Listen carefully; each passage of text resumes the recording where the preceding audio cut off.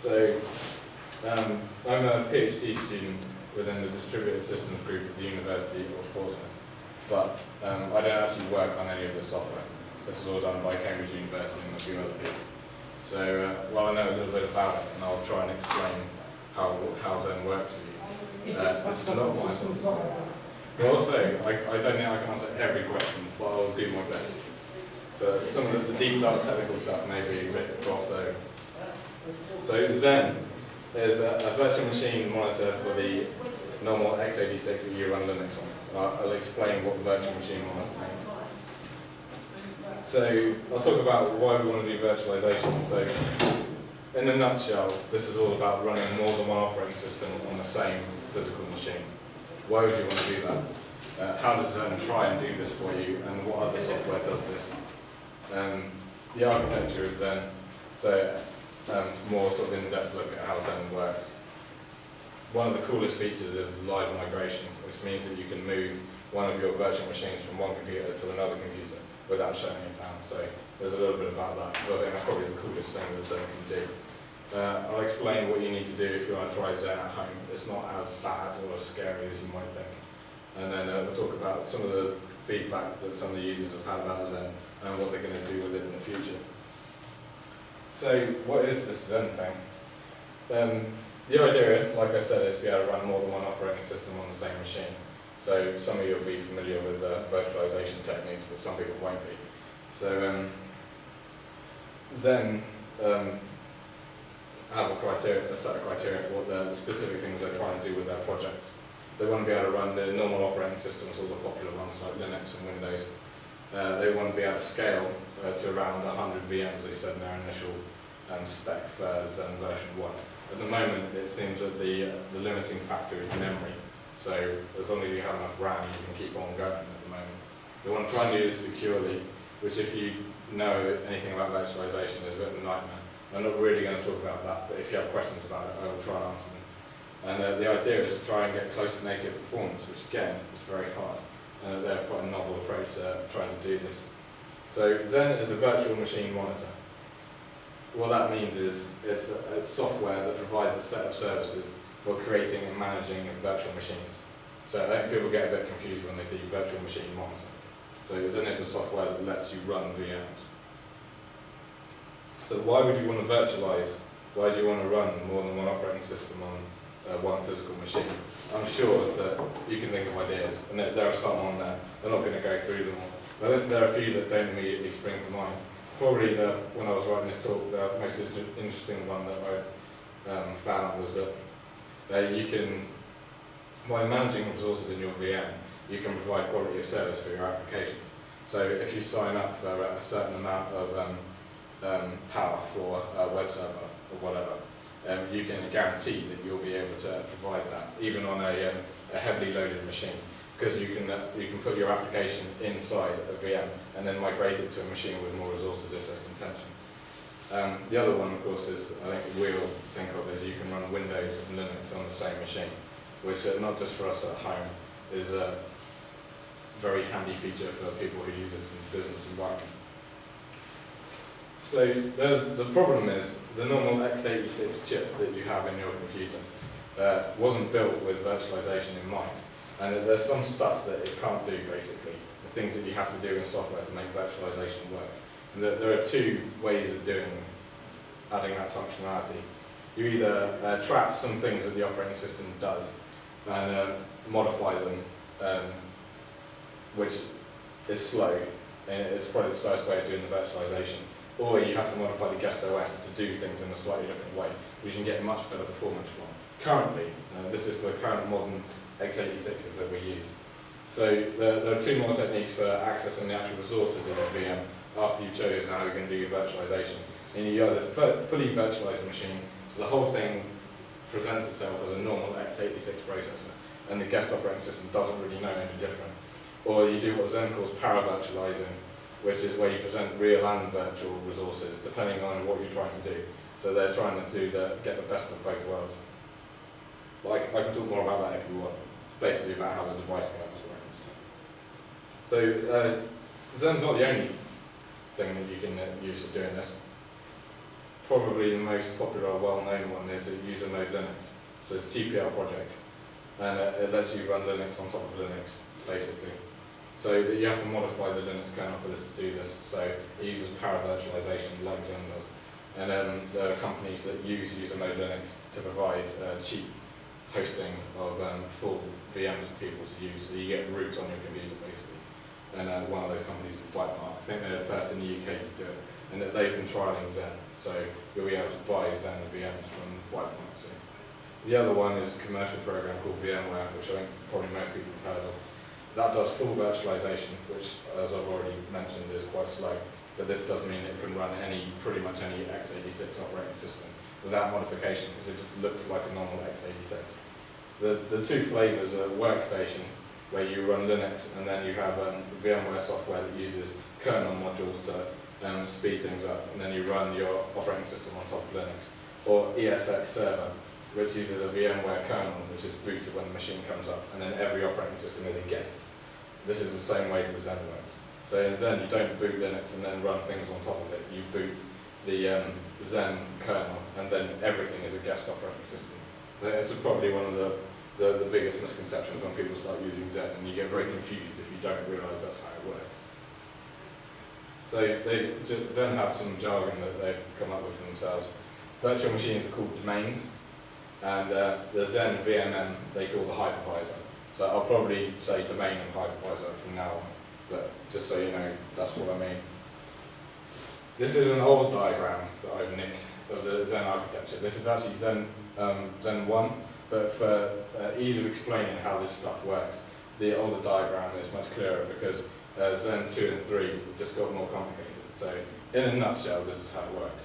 So you've got your physical machine down here, so this is your actual hardware. You then boot a hypervisor, which is all the Zen code, and then you run all of your guests on top of Zen.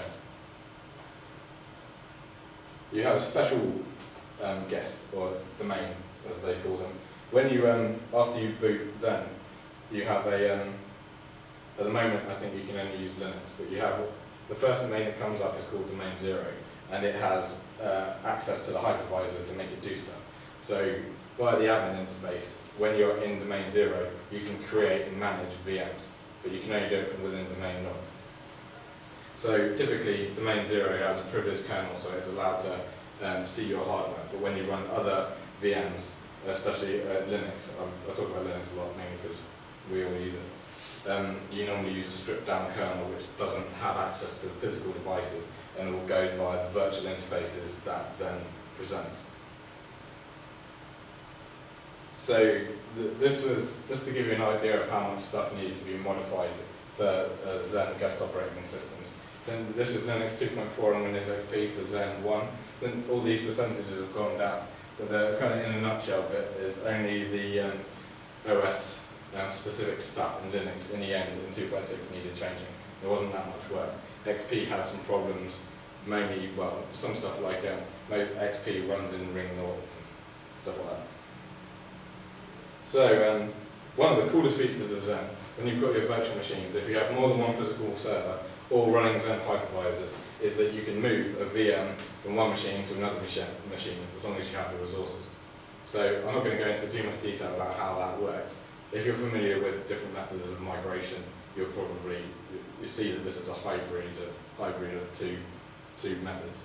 So essentially what you do, you reserve space on the VM that you want to go to, iteratively copy the memory of your running VM, and when you've copied everything apart from the stuff that's changing, you pause that VM, you copy the rest of the memory, which hopefully will be small by now, stuff that hasn't, the stuff that's still different. Start the VM on the new machine and use ARP to signal the network that the IP address has moved. And I think some of the examples they've used are running Quake3 server with people connected to the machine, so a game server, migrating it and then looking at the impact. And I think that they get it's in sort of tens of milliseconds downtime. So this is amazing if you know about virtualization. But it means that essentially stuff on the wire is getting lost, but pretty much everything else is cool. And this is very, very cool. So you provide disk access by NAS when you do this. So if you're doing it yourself, you might use NFS. But it doesn't support moving of the local resources, like some migration things do. Aren't all the Quake players going to complain about a 10 millisecond downtime. Or 10 milliseconds. Yeah. Yeah. I'm sure they'll notice. Yeah, well, the Quake uses UDP, so that's why it's quite a good example. So, if you want to use Zen right now, what do? You don't have to reinstall everything and then start again, even though Zen runs underneath. What you do is you take your working Linux distribution, and if you're on the sort of path of least resistance, use grub to boot stuff. There are some packages which you need to install, but most of those are emergeable or apt-gettable or yummable, whatever. Yummable. What you do is you build Zen from within Linux, then you change grub so that it boots the hypervisor, and then it boots your existing Linux distribution, and your Linux distribution will become domain 0. Now you have a Zen machine, and if you use file-backed file systems for your domains, you don't have to repartition or anything. You can just create files for the file systems, and then you can create as many domains as you have memory and space, just to play.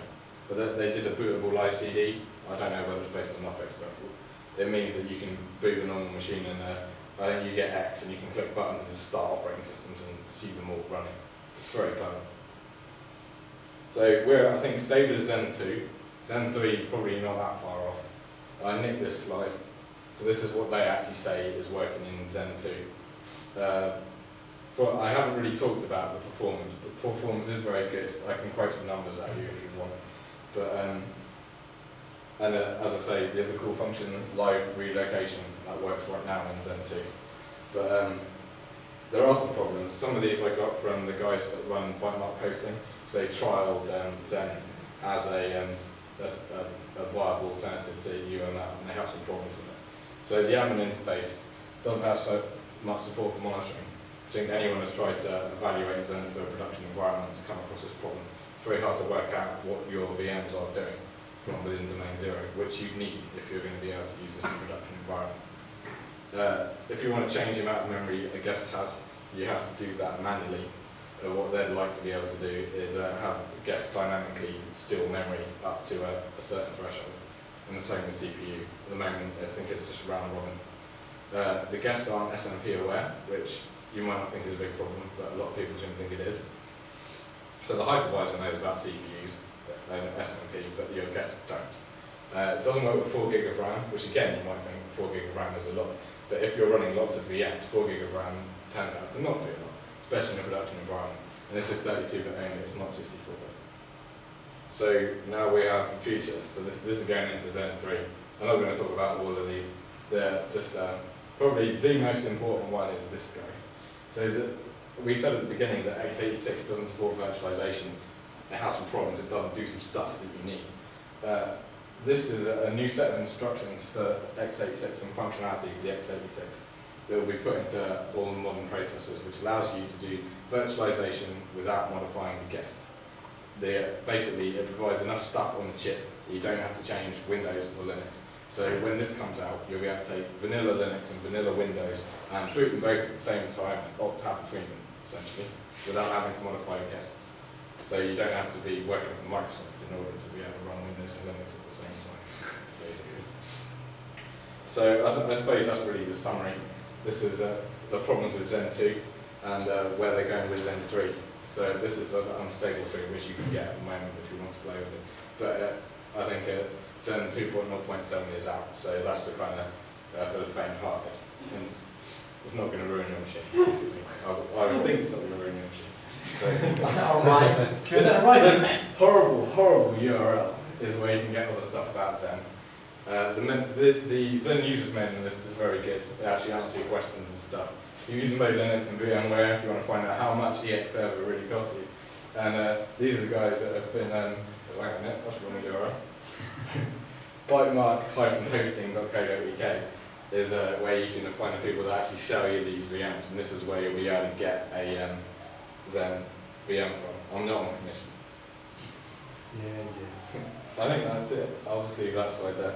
The slides will be available online. Apparently there will also be a video, which I didn't know about. That'll be available online as well. So you can go back and look at this stuff if you want. If you're really interested, there is some good academic papers at that URL that you can read, which will explain everything in quite a lot of detail. But that's my talk. So it's just an overview of Zen. Does anyone have any questions? I think we've got some time. Hugo? How well does it deal with something like LVM? So if I've got an LVM on an existing system, I've got an LVM pool, then can I create a new logical volume in that and use that in my domain naught, and then use that as storage for my subsequent domains? I think the recommended method of using Zen on a local machine is LVM. That should tell you to use LVM. So, yes. How do you make disks available to guest operating systems?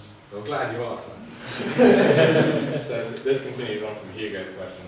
Basically, the main naught interrogates the disks, has access to the hardware, and then within the hypervisor it will create mappings for you between physical disk and they call them virtual block devices, which are then exported to the VMs. They just look like SCSI drives, basically.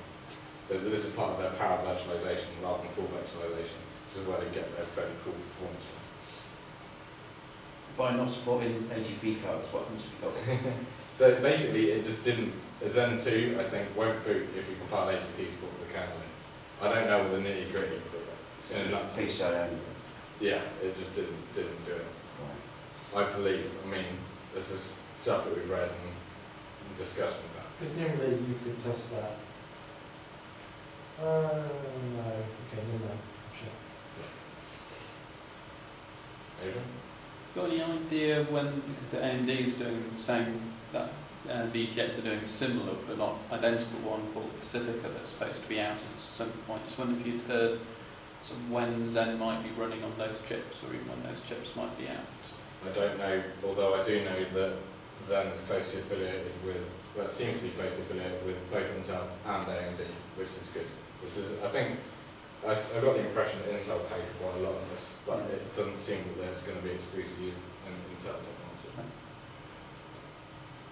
Presumably at some point the AMD CPU virtualization or virtualizable CPUs and the Intel ones will converge in much the same way as the x86-64 stuff did. It's going to be very cool when it happens. I mean, if you want to use, I mean, this will change what we do in Linux, especially when people want to move from Linux to from Windows to Linux. It will change the migration path because you'll be able to run both OSs at the same time on your normal desktop. This is going to be kind of interesting, and it will be interesting to see what happens. Sorry? Just read the Microsoft website and know you can do everything you want to run Windows.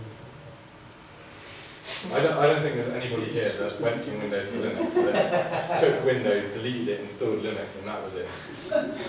This is why we have dual booting. This will allow simultaneous dual booting. I can see the advantages. Hopefully it will happen. Obviously, from a server perspective, it's very cool because one of the things that holds people back seems to be things like Exchange. You'd be able to run Exchange in Windows on your machine, and then you'd be able to run Linux machines on there as well. On the same hardware. I thought Exchange was well known for holding people there.